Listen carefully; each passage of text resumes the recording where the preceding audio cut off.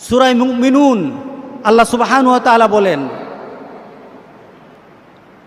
ক্বালা কাম লাবিসতুম ফিল আরদি আদাদা সিনিন।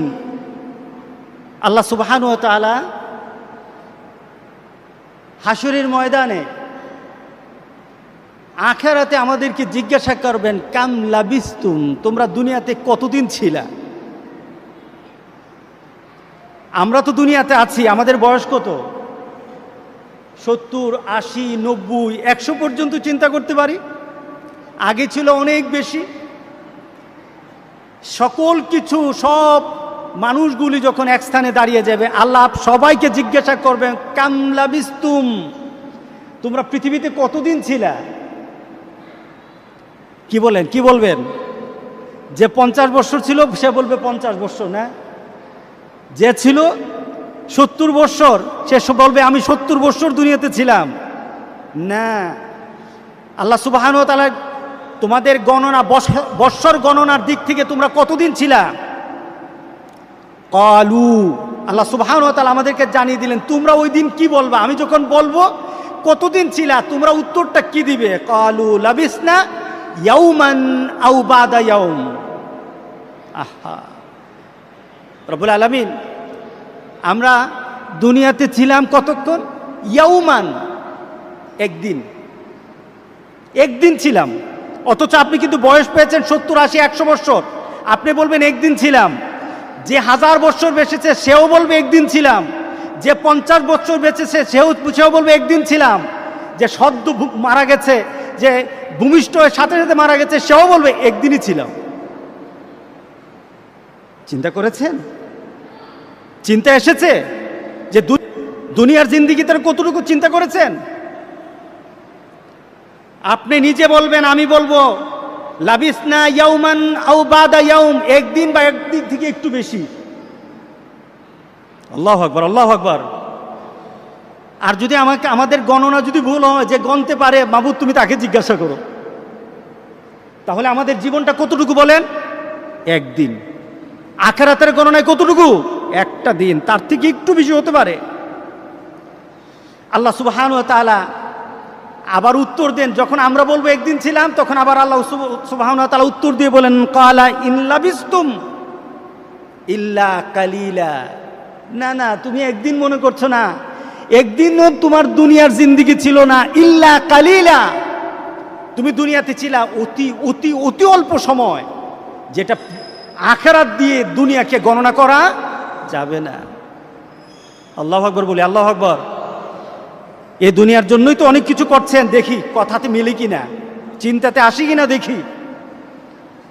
আল্লাহ সুবহানাহু, আপনি আমি বলবো একদিন ছিলাম বা তার থেকে একটু বেশি, আর আল্লাহ বলছেন না না, তোমার দুনিয়ার জিন্দেগি কালিলা, মানে অতি অল্প, অতি অল্প। রাসূল সাল্লাল্লাহু আলাইহি সাল্লাম দুনিয়ার জিন্দেগি সম্পর্কে, দুনিয়ার জীবন সম্পর্কে আমাদেরকে একটা ধারণা দিলেন।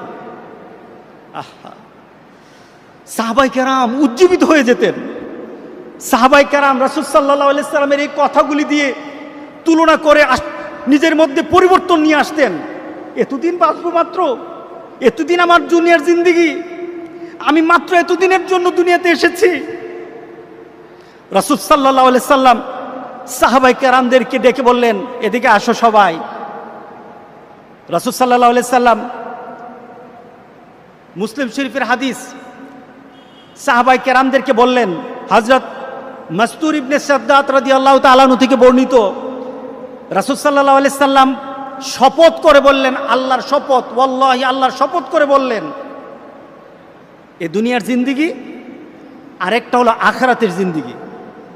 দুনিয়ার জীবন, আখিরাতের জীবন। দুনিয়ার আমাদের প্রাপ্তি, আখিরাতের প্রাপ্তি। দুনিয়াতে আমার চাহিদা আর আখিরাতে আমাদের চাহিদা, তুলনা কেমন? রাসূল তুলনা দিতে গিয়ে বললেন, সমুদ্র থেকে, সমুদ্রের পারে একটা লোক দাঁড়ানো, সমুদ্রের পারে। পৃথিবীতে সমুদ্রের অংশ, পানির অংশ বেশি না স্থলভাগের অংশ বেশি? পানি। স্থলভাগে পানি নাই? কি বলেন, পানি নাই? আমাদের দেহে পানি আছে কি না? আমাদের দেহ তো পানি আছে, এই যে বাতাসে পানি আছে কি না, জলীয় বাষ্প আছে, আমাদের সকল স্থানে পানি আছে, পানির অংশ তো আছেই 4/3 এরপর আবার সব স্থানে পানি আছে। রাসূল সাল্লাল্লাহু আলাইহি সাল্লাম সে পানির সাথে তুলনা দিতে গিয়ে বললেন যে সমুদ্রের পাড়ে দাঁড়িয়ে একটা ব্যক্তি তার আঙুলটা সমুদ্রের পানির মধ্যে এভাবে ভিজিয়ে ফেললো, আঙুলটা ভিজালো। খেয়াল করেন রাসূলের কথা, কার কথা?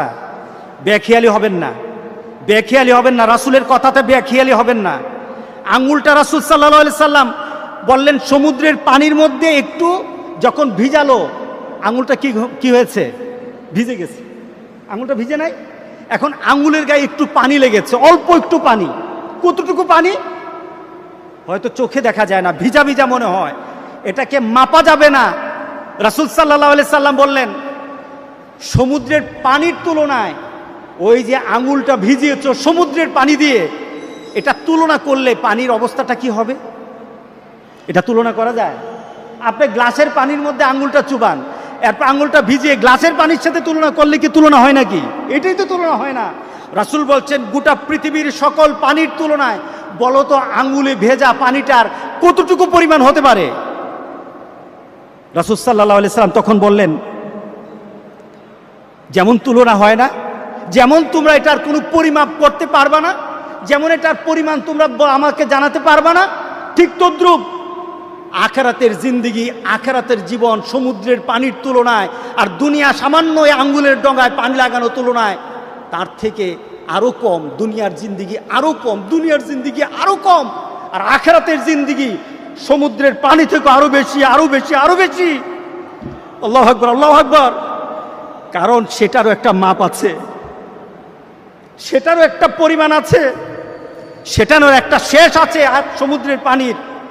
কিন্তু আখিরাতের জিন্দেগির শেষ বলতে কিছু নেই, আরম্ভ আছে, শেষ হবে না, হবে না, শেষ হবে না। খালিদিনা ফিহা, যে যেখানে যাবে চূড়ান্তভাবে চলতেই থাকবে। রাসূল সাল্লাল্লাহু আলাইহি সাল্লাম জানিয়েছেন আল্লাহ সুবহানাহু ওয়া তাআলা